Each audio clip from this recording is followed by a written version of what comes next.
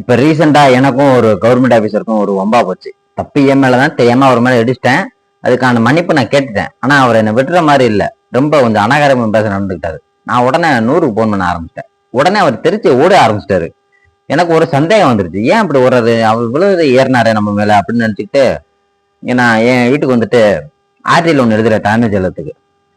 அரசு பணியில் இருக்கும் ஒருவர் அலுவலகத்தில் இருக்கும்போது சொந்த வேலையின் காரணமாகவோ அல்லது அலுவலக பணி காரணமாகவோ ஆபீஸ விட்டு வெளியில வந்தா ஏதாச்சும் பதிவு பண்ணிட்டு வெளியில வரணுமா, பதிவேடு இருக்கா அப்படின்னு கேட்டா, கவர்மெண்ட் ஆபீசர் யாரா இருந்தாலும் சரி, அலுவல் பணி காரணமா இருந்தாலும் சரி, தன்னோட சொந்த பணி காரணமா இருந்தாலும் சரி, அதை விட்டு வெளியில வரும்போது ரிஜிஸ்டர்ல ரெண்டர் பண்ணிட்டு தான் வரணும், உள்ள போகும்போது அதை க்ளோஸ் பண்ணிட்டு தான் போகணும் அப்படின்னு ஒரு சிஸ்டம் இருக்குது. அப்ப எனக்கு தலைமைச் செயலகத்துல இருந்து பதில் வருது.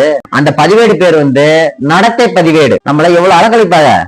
நம்ம ஒரு பட்டா வாங்க போனாலும், ஒரு போலீஸ் ஸ்டேஷனுக்கு போனாலும், ஒரு மாவட்ட அலுவலகத்துக்கு போனாலும், இல்ல வேளாண்மை துறை அந்த அலுவலகத்துக்கு போனாலும், ஆபீசர் இன்னைக்குல மீட்டிங் போயிட்டாங்க, நீங்க நாளைக்கு வரீங்களா அப்படின்னு இவ்வளவு நக்கலை பதிலுவாங்க. பதிவேடு எடு நான் பாக்கணும் அப்படின்னு சொன்னோம்னா எப்படி எடுக்க முடியும்? ஒண்ணுமே இருக்காது. யாரு பதிவு பண்ணிட்டு போறா? அதெல்லாம் ஒண்ணுமே இல்லை. நமக்கு தெரியாத நினைச்சு அலங்கழிச்சு பொழைச்சுக்கிட்டு இருக்காங்க. மேலும் சட்ட தகவலுக்கு நம்ம சேனலை சப்ஸ்கிரைப் பண்ணிக்கோங்க.